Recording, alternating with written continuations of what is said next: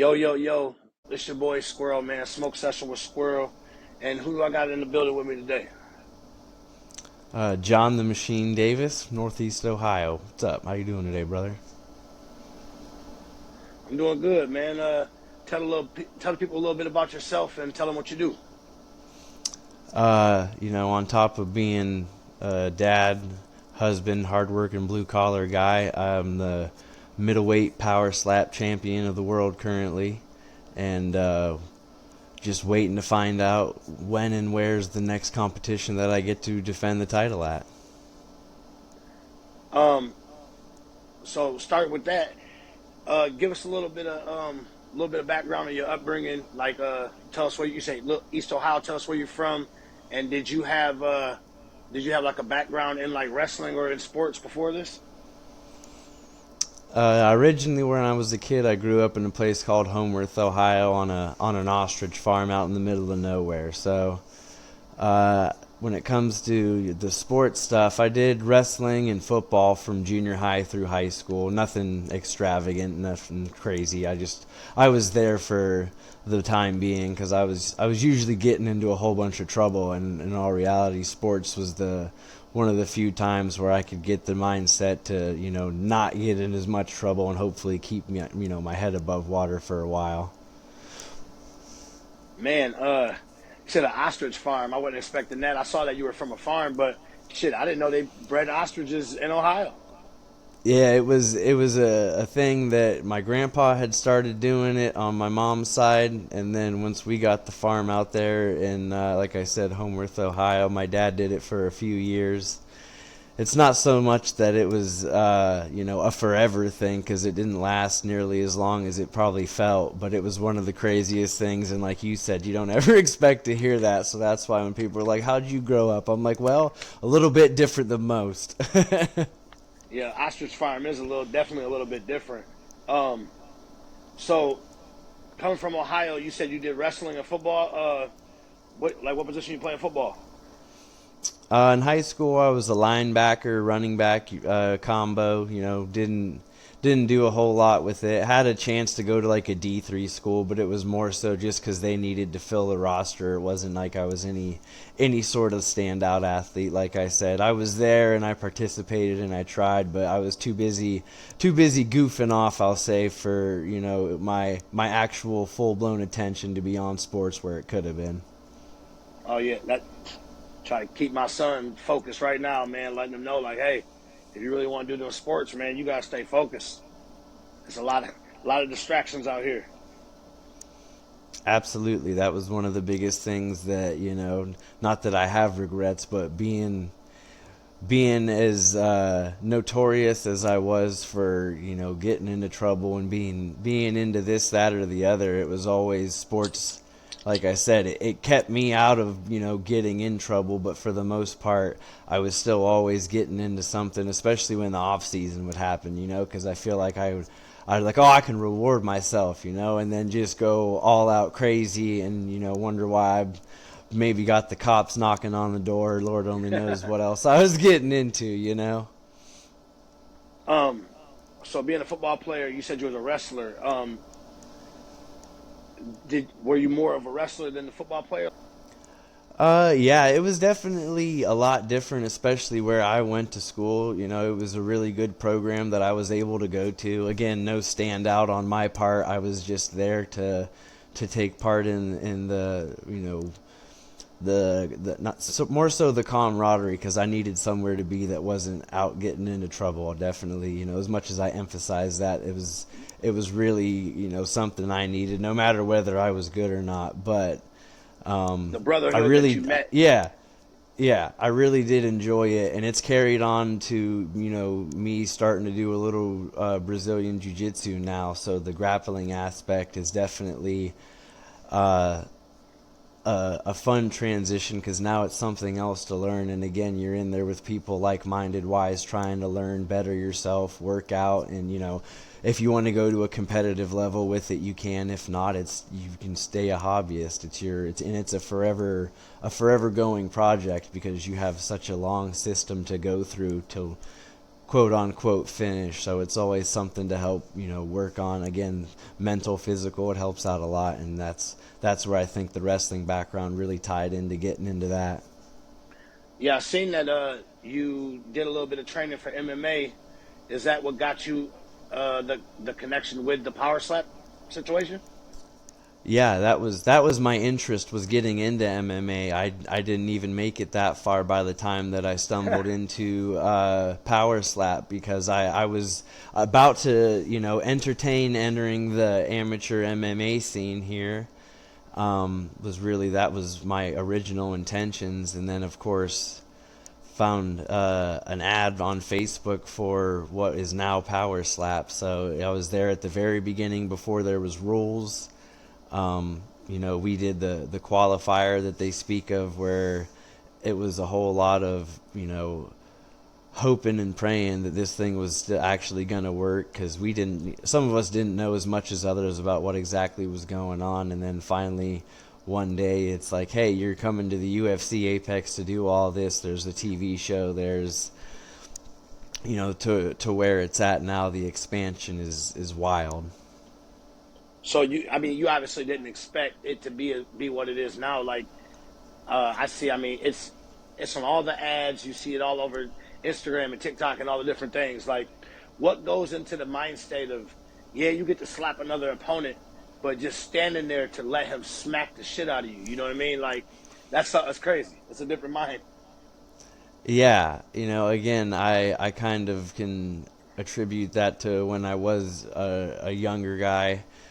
Me and my friends would be out hanging out at oil well driveways in cornfields, and you'd play body, where you wouldn't hit to the face, but you'd see who could hit the hardest. Or you would just start fighting with each other because you could, because it was fun. So, having that rough mentality of standing in there to take one and give something back is definitely the mentality I had growing up. And when it comes to the martial arts aspect, it's a totally different thing. So it's not like you can really compare one to the other.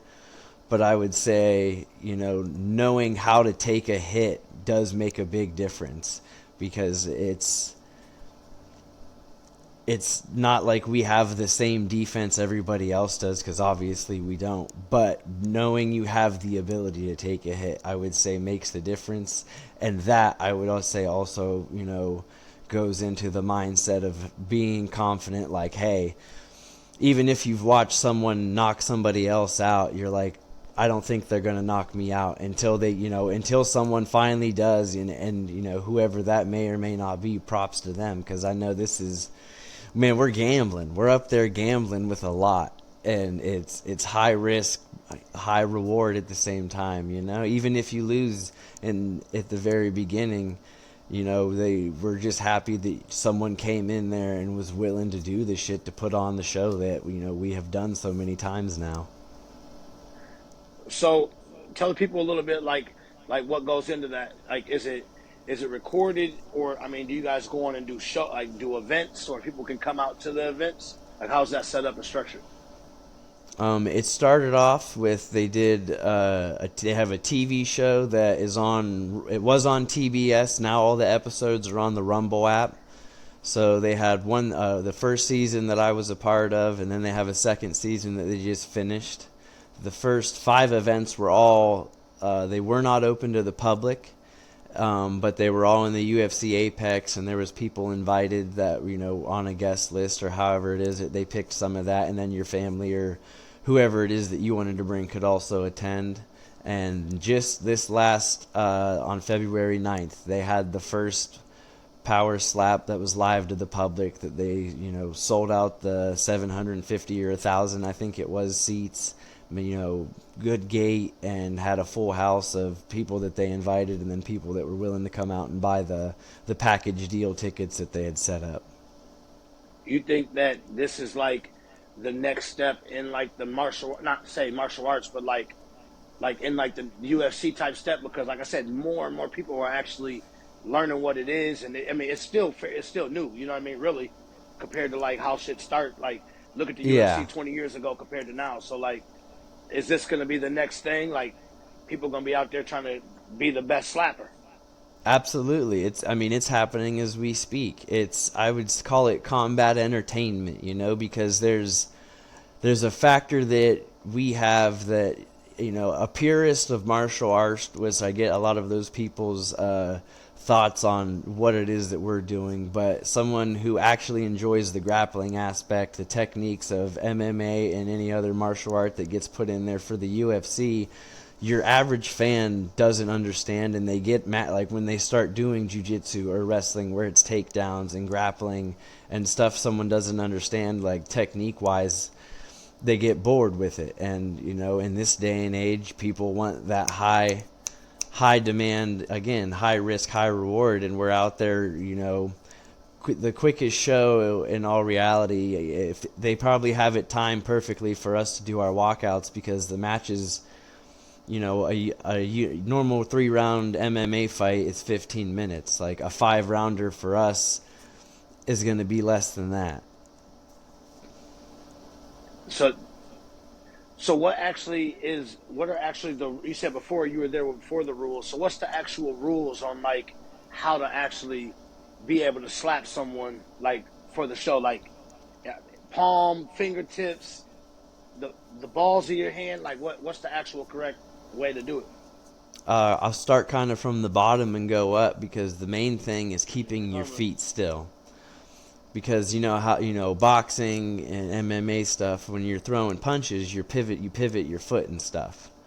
So when we're throwing, your feet aren't allowed to pivot. You have like minimal heel lift because of momentum, but you can't pivot because you're turning the slap into a hook almost then when you're doing the pivot.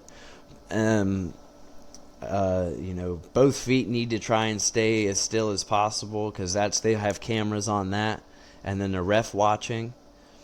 And then your technique, you have to go on a count. So if I'm going, if I came up left hand on 2, you're going to do a measure, and then 1, and then go on 2. You can go on 1, you can go on 3. It's kind of a tactic that some people try and use, not that it's going to be a surprise, because what's going to happen, but that's just the options that we have that people, like to choose and differ from. And then when it comes to landing the strike, the chin of your opponent can't be past this part of your hand. So it has to be from like here up. You can't be doing this. Um, so no, yeah, because like when you're watching it when you're watching the actual clips, you don't really know. You're like, damn, like what's the actual technique that you have to? I see it. People do different things. People get mad when they say that they use more part of their hand or whatever. So that's why I wanted to definitely ask that, because I wasn't sure. Yeah, that's Um, the biggest thing, is the violations that people have to deal with now, because if you don't land correctly, then you either automatically lose a point. No, you get, and if you get 2 fouls in a 3-round fight, you automatically get disqualified. So you can end the fight on yourself on accident in 2 rounds and not even get the chance to make it into the third, let alone go through a 5-rounder with all clean strikes. so how is that like right now with with CTE being like a real big thing, and like the concussion and shit like that? Like how is it to take 5 rounds of that? It sounds tough. You know what I'm saying? Like a lot of people can't take 5 pure. That's why you see people get knocked out. Obviously, people can't take the 5 full hits, 5 rounds. Like how difficult is that? It's definitely a different animal, and once you've done it, I think, like most other people, that once you've actually done the thing that seems to be such a task, like it's not as bad as you thought it was going to be, but you don't remember what a 3-round fight is like either, when you don't have one for so long. But it definitely, you have to go into it mentally prepared, like you were saying before. That mentality, you have to go up there knowing you're risking it all, and really be prepared to carry yourself through, getting hit and being wobbled and possibly getting knocked out. You have to live with however that goes, no matter what, because you've signed the contract and we're there to do the damn thing. A lot of people, I didn't know for the longest that it was that power slap was entity of Dana White. Like I didn't know that he had anything to do with it at first. How is that working for Dana? And have you met Dana White? Oh yeah, I've met Dana White quite a few times. You know, like I said, from the very beginning when we were down there, he was there watching the qualifiers. He watched all the fights, if I'm not mistaken. So you got to, you know, at the end of your fight, whether you know win, lose, or draw, you had your couple of seconds to be like, hey, you know, call me again for the next one, no matter what. And then after that, getting to have the opportunity to do the TV show, and you know, earn my way into a title shot. Excuse me. For the very first event, you know, everyone got called into the office and had a meeting with him before everything was getting ready to, you know, pop off, because they had a big media day, press conference. They, you know, really did the works on putting it out there for that first one to get, I think it's at like 3.4 million views. But you know, working for Dane has been great. Every time I see him, he, you know, daps you up, handshake, gives you a hug, whatever the case is, goes out of his way to say hi when he's in the middle of doing stuff. So it's definitely been an unforgettable experience, and can't forget the president of Power Slap, Frank, and Hunter. They're, you know, they're as much as Dana is, and our matchmaker Erica.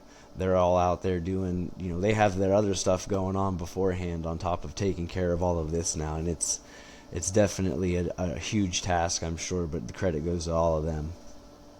Do you think now that you've been in Power Slap and you built the connections, do you have any interest of trying to get back into the MMA or get into MMA from the training and stuff?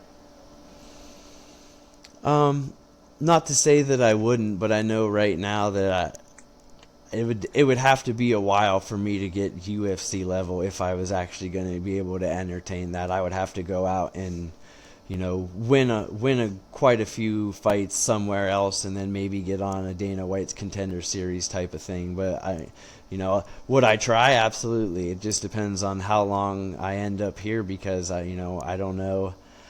It's not that I can't go do other stuff, but I'm at the top right now, and I can't risk losing what I've got at this point to go do anything else, because nothing else really makes sense. Of But course, no. using the connections, absolutely, that would be great in the future to get into. You know, even if it was like bare knuckle for Game Bread, Jorge Masvidal's thing. You know, that would be something I would entertain in the future. Or Brendan Allen has an MMA organization. You know, there's plenty of them around that you can hopefully work your way into if I was going to do it. But that would be a long journey, and you know, again, the resources. If I'm able to do it, I absolutely will. Um, how many fights did you have to get in before you got that opportunity for the title shot? So at the original qualifier event, I had two fights. I went 1-1, and then they called about the TV show after that, and then I got two wins in the house, and then after that, I got the title shot, won the title, defended it once, injured my arm in that one, was out for two events, and then just defended the title again at Power Slap 5. So do you guys like kind of like boxing? Do you guys get to bring the title home and all that type of shit too? Oh yeah, I got the belt sitting right here in the house. That's dope. Everyone who wins one, if I'm not mistaken, you get one to keep no matter what, and I don't believe they. It's not like they take it away. I'm pretty sure everyone who wins one gets one. You might have to crack that belt out, man, before we get off camera, so the good people can see that title, man. There we go. Oh, that bitch is big. That's sweet. Oh yeah, that's dope, man. That's always sweet when you see different things like that, man. Like I grew up as a kid watching wrestling, and so like I mean those type of belts, it always felt cool having one of them belts on or putting the belt over your shoulder and shit. So how is that when you won and you got to win that title and put that belt on? Um, Probably one of the craziest feelings ever, just because kind of, you know, how I won by knockout. I was surprised. I'm sure everyone else was surprised because no one really expected it, I guess. I expected to go multiple rounds because the guy, shout out to Azael. I've had to go up against him twice, and he's one tough son of a gun.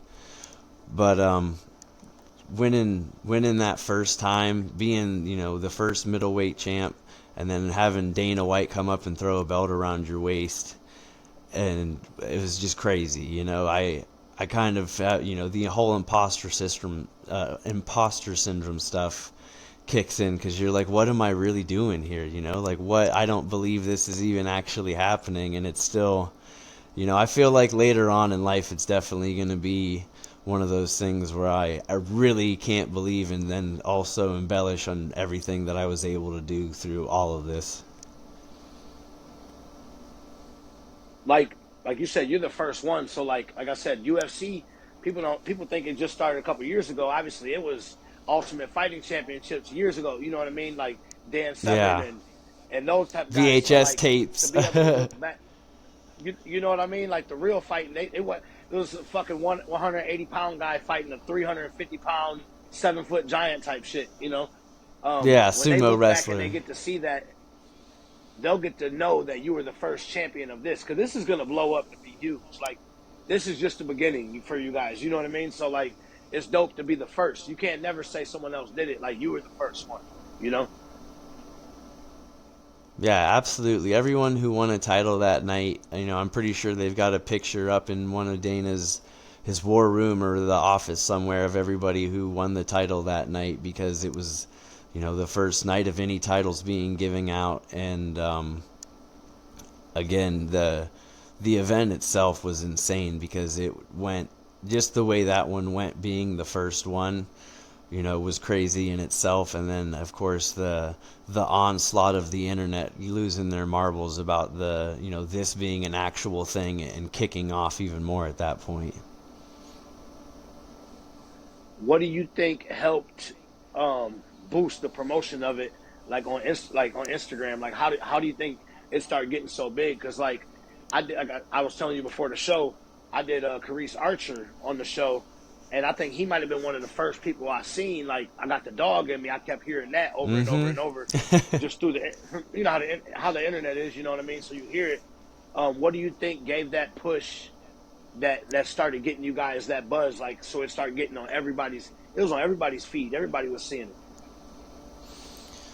I think people forget that this was a thing even before Power Slap. There was all the places in Russia, all the, places where people are set up at a bar. This, again, the same as how MMA used to be way back in the day, where they were fighting in, gas station and strip club parking lots. It was that kind of stuff where people throw up a banner and they're out behind the Circle K or the Wawa and they're throwing slaps over top of a barrel. So it's come a long way since then, and that was the realization that I think Dana had, that like, wow, these videos from overseas and back here are getting millions and millions of views, and he saw the potential of what this could be, the same as what they saw when they and bought the UFC and turned it into what it is now 30 years later.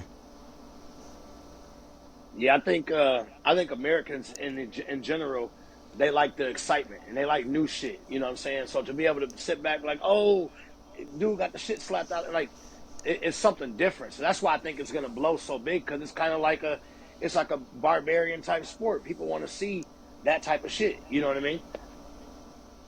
Yeah, and in this day and age, for someone, people have a hard time saying whether or not we're athletes. And I think that could be per person, because some people say, they come up off the couch and do this. And I feel like that only works for so long. And that's part of why people started taking it way more serious in the beginning than they thought, for Power Slap in particularly, I would say.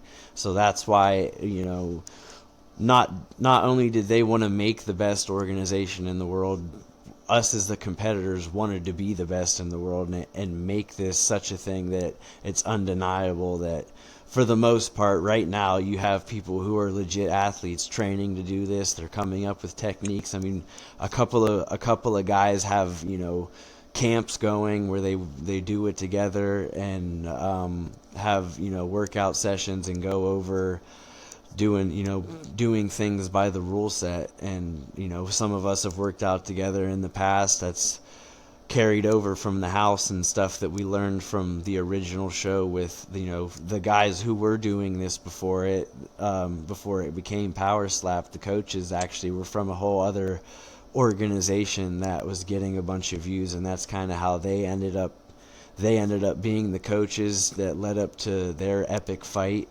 And again, the ball rolls on from there.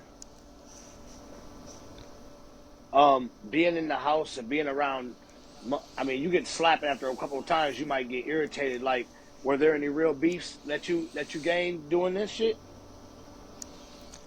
I can't say I've had any real beefs. When it comes to my opponent, I can take anything to kind of use as motivation to, be a little bit crazy with and try and give myself a competitive edge. But other than that, I didn't really have any issues with anybody. I've seen a lot of people grow. So, and especially in that show, because the house was just packed full of booze, man.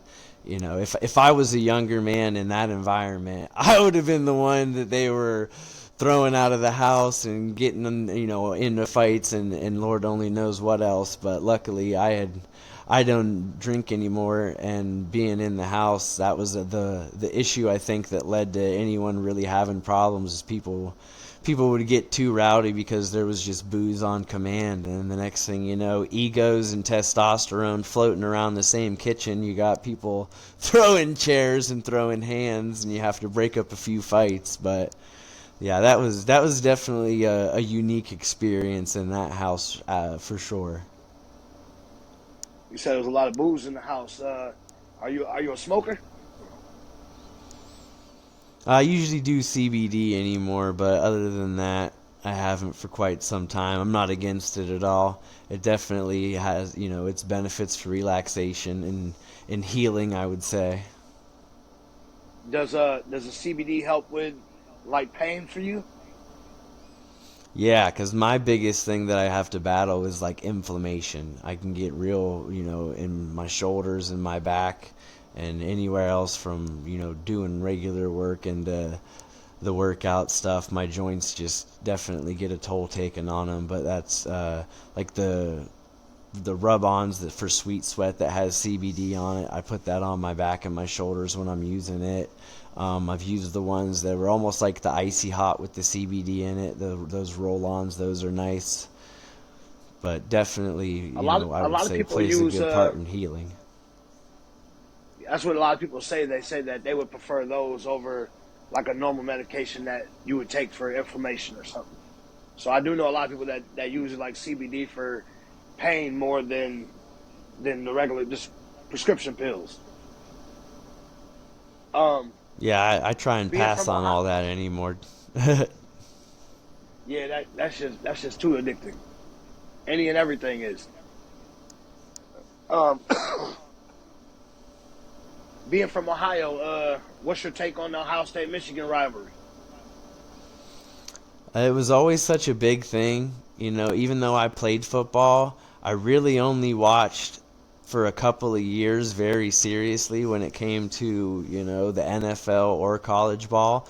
But the rivalry of Ohio State and Michigan has always been a thing because we'd have wrestling practice the day of the game, so there would be a tug of war of Ohio State versus Michigan fans, people in school just dogging on each other all day. So it's definitely always been a part of my life. Even if I didn't watch the game, I heard about it all beforehand, and then I heard about it from the one side the entire time after.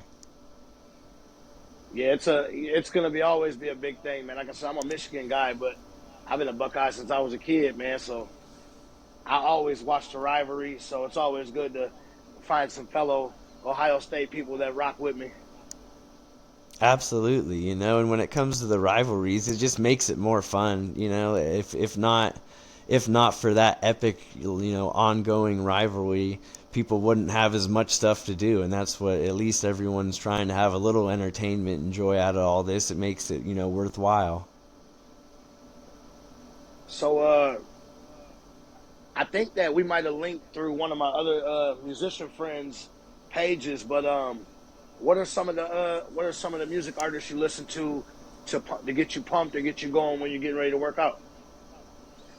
Lately, I've been listening to Troy and Emmett by Chad Arms and One over. I don't know if you know who those guys are from Chad Yeah, Arms yeah. TV. Shout out. I got some shit to say. Yeah, I Yeah, listening to the podcast Squints. Listening to that album that just came out. Even before I listened to their recent stuff for the past year or two now, I've really been getting into what they were doing.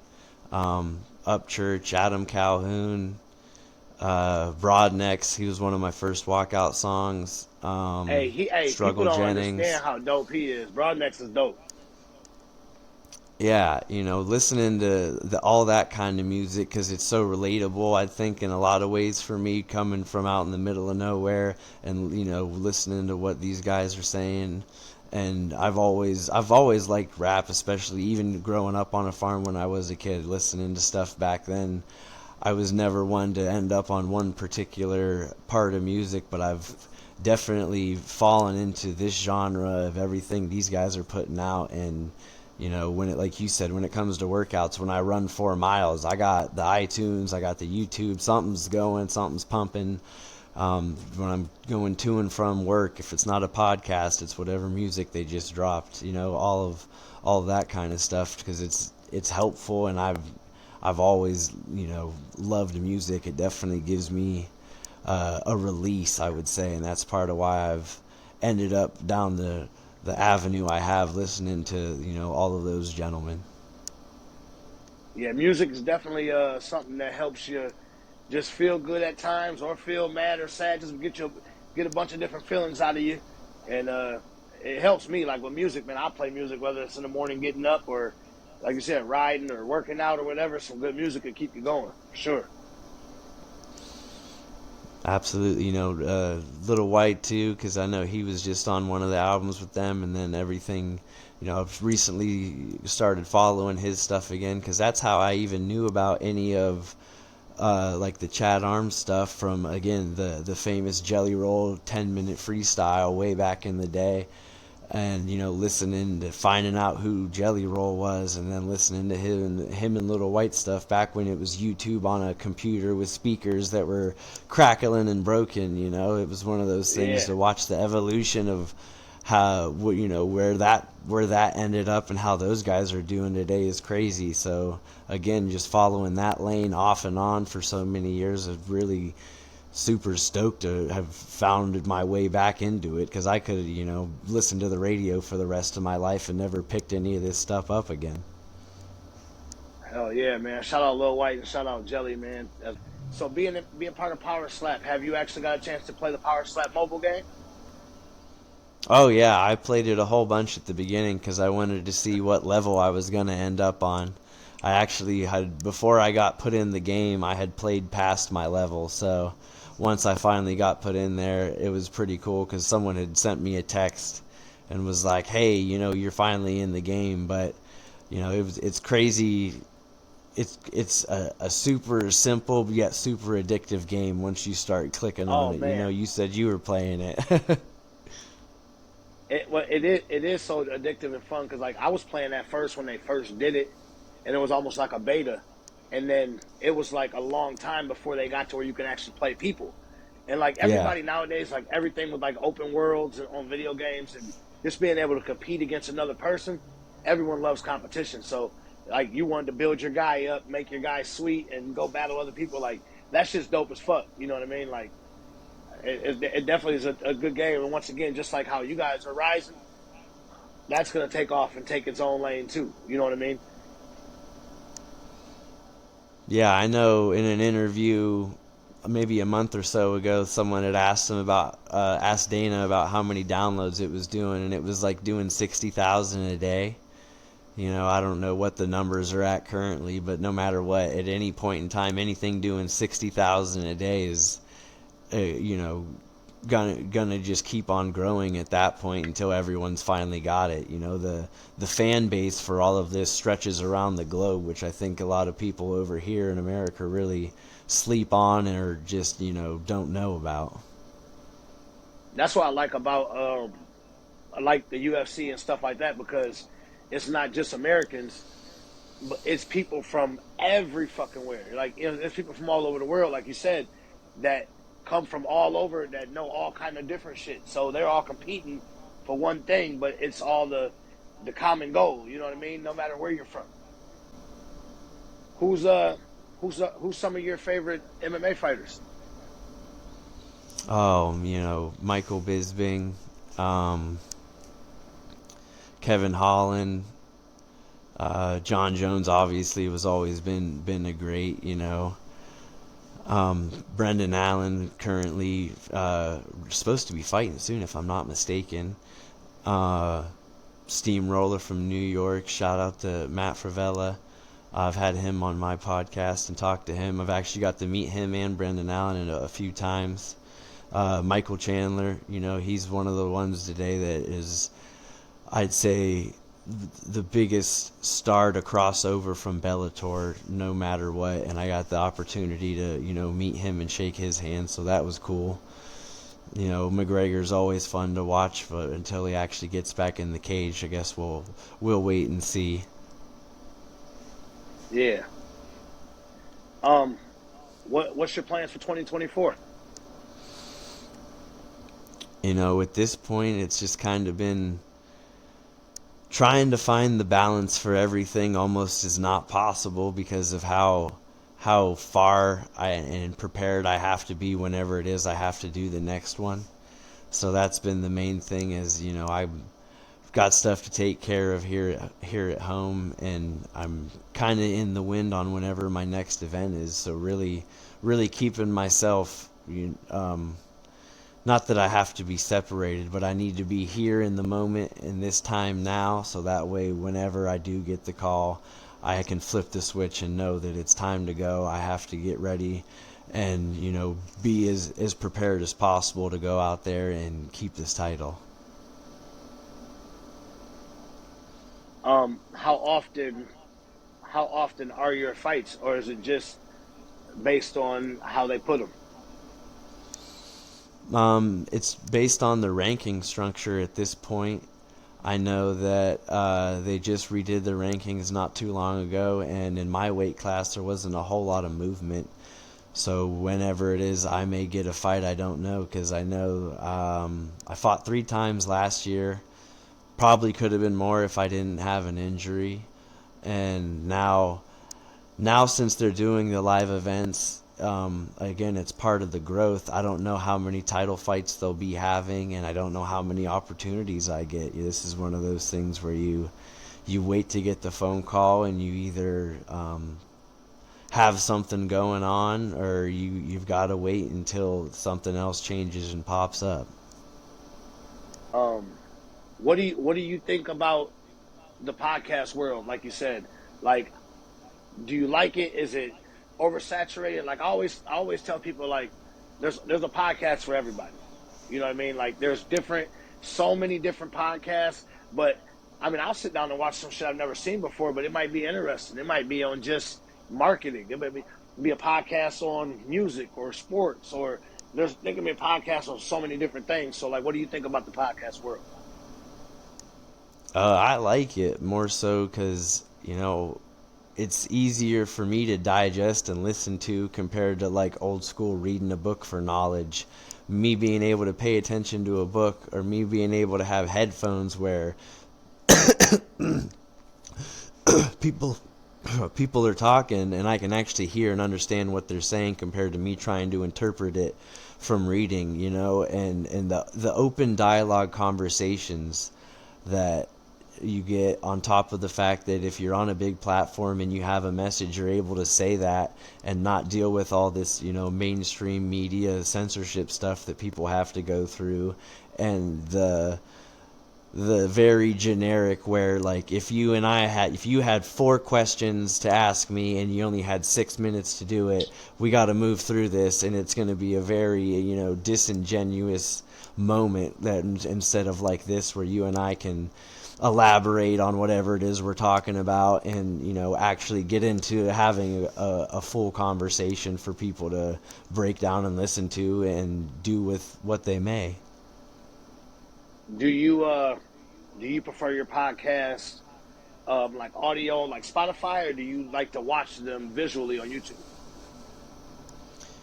Usually, since I'm working when I'm listening to a podcast most of the time, I'm normally listening to the audio. If there's something in particular that they tell you to go back and watch, I might look up the clip, but for the most part it's usually audio. I just listen to it so that way I can, if I'm actually interested in the subject, I can hear it and get, work my way through the day and be perfectly fine. But usually if it's something that I'm not interested in, that's when I'm like, well, I need to go, either over to music or find something else that I actually want to listen to. What are some of your like go-to podcasts you like to tune into? Well, recently yours, since you asked me to come on here, because I listened to the Ritz interview, the Little White and Just in Time interview, the Researcher interview. So just going through and seeing how that process went and how you do things was cool. Again, got some shit to say. I listen to those guys regularly. But like Tom Segura and Bert Kreischer, they're Two Bears, One Cave.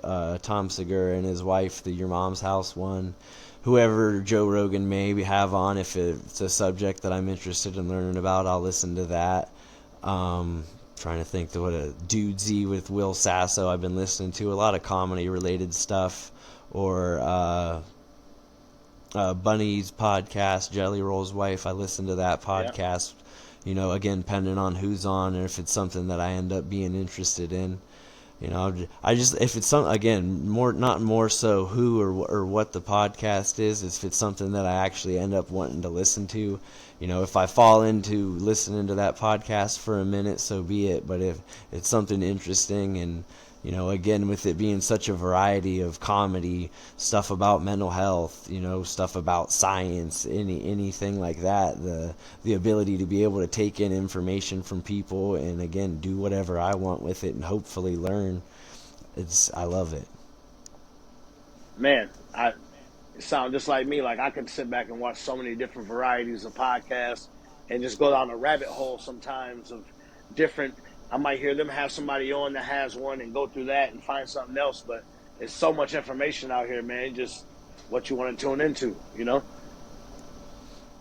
Yeah, like you said, there's a podcast for anybody.